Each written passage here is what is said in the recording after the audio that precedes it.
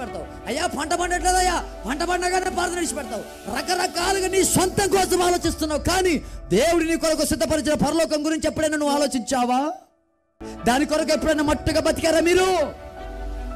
దాని కొరకు ఎప్పుడైనా రోషంగా బతికారా మీరు? దాని కొరకే సమర్పణ కలిగి దేవుని కొరకు సమర్పించుకున్నారా?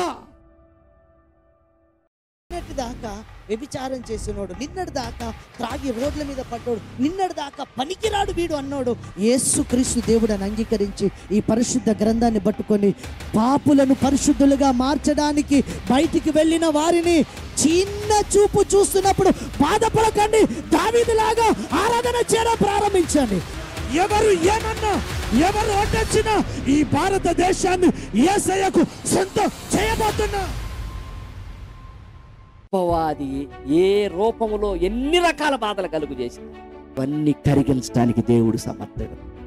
ఇంకా నువ్వు వినకుండా నీ ఇష్టానుసారంగా జీవిస్తే, ఇంకా నువ్వు వినకుండా దేవుని వాక్యంతో టైం స్పెండ్ చేయకుండా, దేవుని వాక్యం చదవకుండా నీ జీవితాన్ని టైం అంతా వేస్ట్ చేసుకుంటే ఒకటే నేను గుర్తు, ఒకటే ఆనందకరమైన దినం బాధకరంగా మారుతుంది.